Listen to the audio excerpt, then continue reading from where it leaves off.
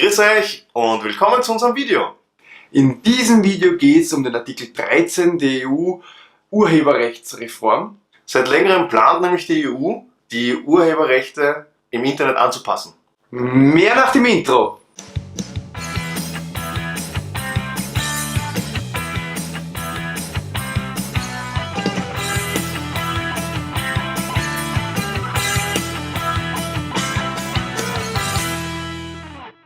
Was ist passiert? Die EU wollte das Urheberrecht anpassen und dafür de facto den Upload-Filter vorschreiben. Was heißt das genau? Upload-Filter bedeutet, dass jedes Mal, wenn ich was hochladen will, was ich im Internet bereitstellen will, sei es auf YouTube, auf Facebook, auf Instagram, auf Reddit, dass ich dafür alle Rechte haben muss und dieser Filter müsste so technologisch umgesetzt werden, dass der einfach alles überprüfen kann, ob ich für alles, was ich poste, die Rechte habe. Ich muss die Rechte haben an dem kompletten Sound, am kompletten Bild, jedes Foto, jedes Video, was ich poste.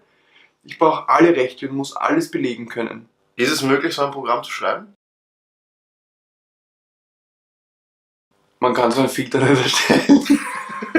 Man kann nicht auf alle Inhalte eingehen. Keiner kann alle Inhalte überprüfen. Das heißt jetzt?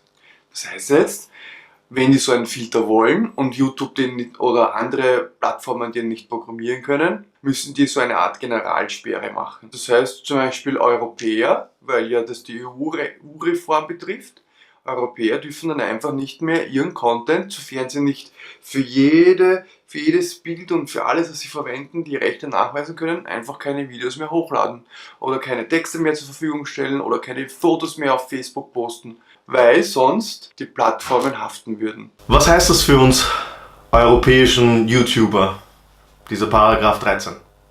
Dieser Paragraph 13, der Artikel 13, heißt, dass überhaupt Plattformen, die Content zur Verfügung stellen, wie YouTube, Facebook, Reddit, andere Plattformen, die halt einfach Content zur Verfügung stellen, die User generieren, würden haftbar gemacht werden für jegliche Urheberrechtsverletzung. Bisher war es so, du hast den Content draufgeladen und wenn es nur so eine Art Beiwerk war oder wenn es vielleicht deine eigene Lizenz war, beziehungsweise du einfach lizenzfreie Musik verwendet hast, war das überhaupt kein Problem.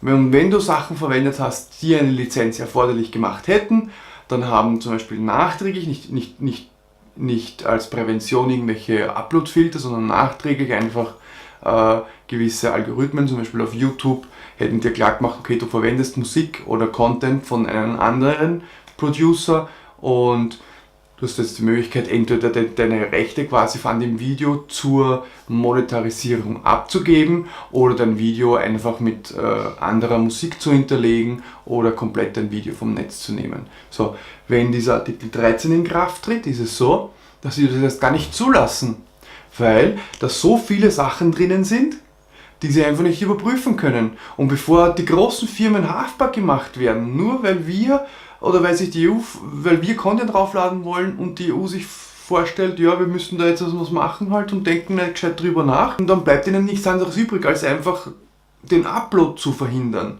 Was heißt das aber für bestehende Sachen? Bestehende Sachen dürften auch nicht mehr angeschaut werden, weil ich habe keine Lizenz dafür. Das heißt, ganz viele Videos werden gesperrt. Es werden keine neuen Videos mehr kommen.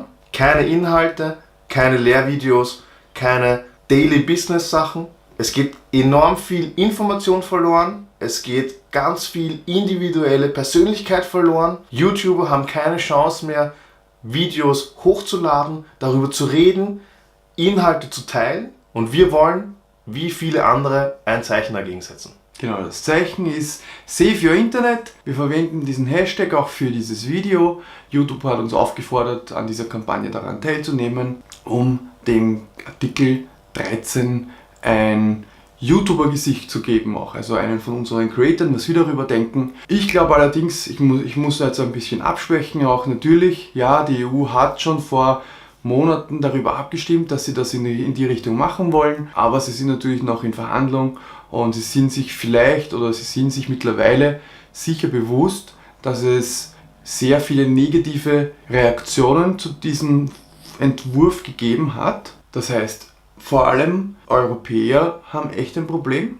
weil wenn wir Europäer jetzt unter dieses EU-Recht fallen, Da müssen wir echt für jeden Ding, für jedes Video, was wir hochladen, für jeden Text, den wir schreiben, für jedes Foto, was wir auf Facebook posten, müssen wir eigentlich reinschreiben, hey, wir haben die Rechte dafür und da ist ein Beleg dafür quasi, so auf die Art. Oder das Foto habe ich gemacht, ja, bin ich der Urheber von dem Foto und darf ich es verwenden. Vorausgesetzt natürlich, das passt mit der DSGVO zusammen. Was kann YouTube machen? Im schlimmsten Fall, wenn das eintritt. Einerseits können sie natürlich den europäischen YouTubern und Content Creatern verbieten, Videos hochzuladen. Andererseits allerdings können sie auch bestehende Videos entweder sperren oder jeweiligen anderen Ländern unzugänglich machen. Wenn ich jetzt zum Beispiel aus Amerika bin und ein Video mache, wie ich gerade eine Rundreise mache oder weil ich einfach dort lebe und dort meine Videos produziere, dann können das keine Europäer sehen, weil bei den Amerikanern ist das natürlich etwas anders mit den Urheberrechten. Die haben auch Vorschriften,